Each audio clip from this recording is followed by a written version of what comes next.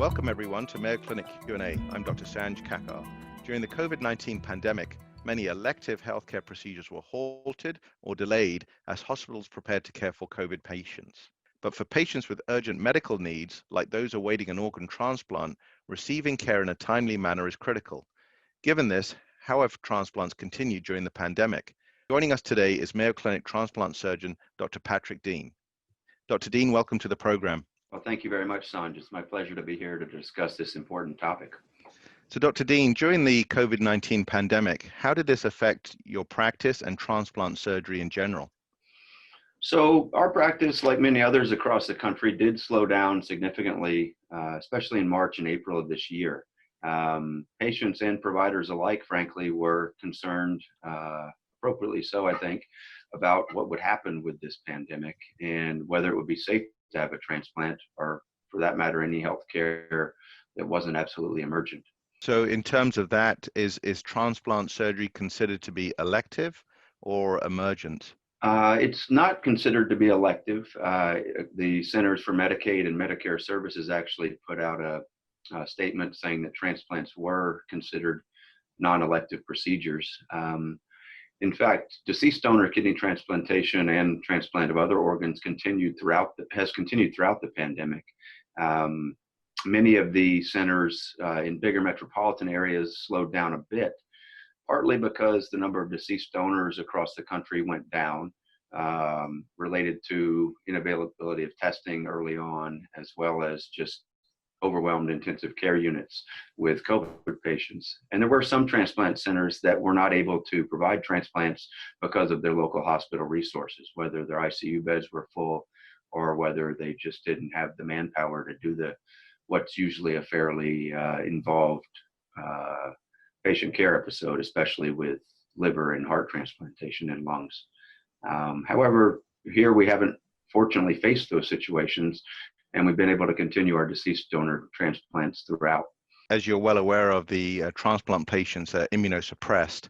So are patients at risk for, or more risk for COVID-19? The data are somewhat limited in that area, but it's generally believed that transplant patients are at increased risk of developing SARS-CoV-2 infection like they might be for other viruses. We were especially worried early on about bringing our living donors in both the liver and the kidney world into this area.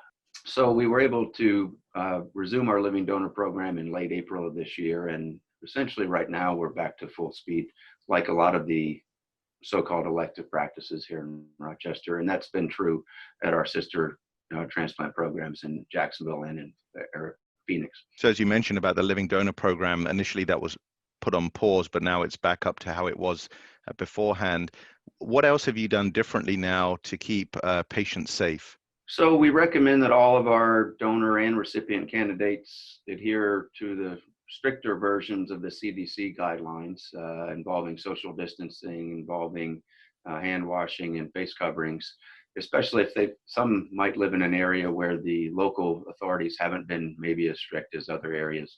But we do recommend that they do all of those things at home, avoid sick contacts.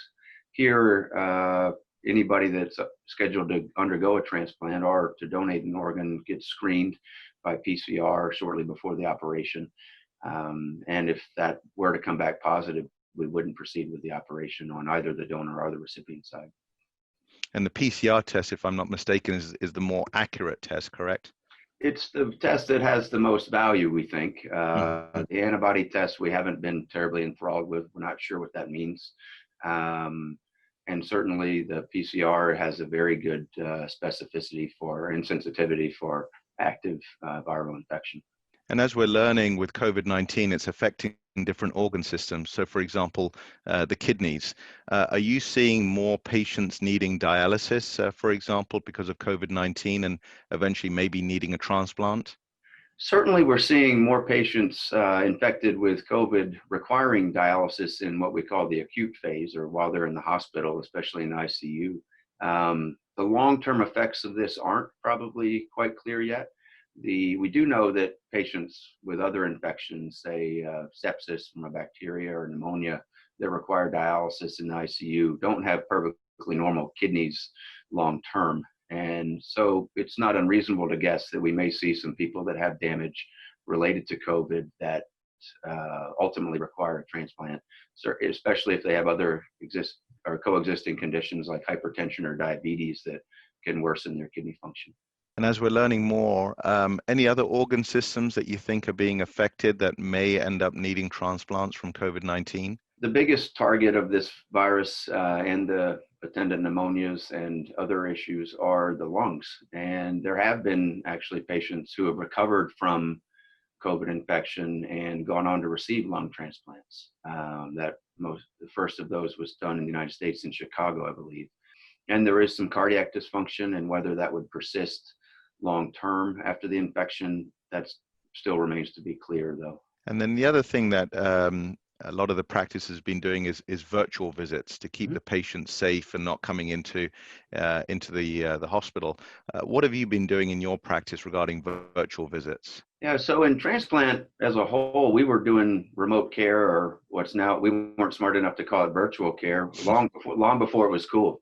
For years, we've had nurse coordinators and physicians provide care to patients, years after transplant over the phone, or more recently with the patient portal.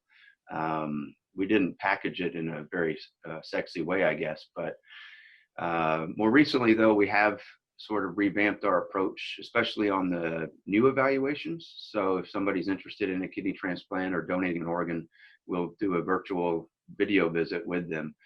That gives us a couple of different options, but the biggest benefit probably is to really tailor their visit in person in Rochester to what they actually need, rather than having sort of a one-size-fits-all evaluation. But we can tailor any additional testing they might need or any additional consultations.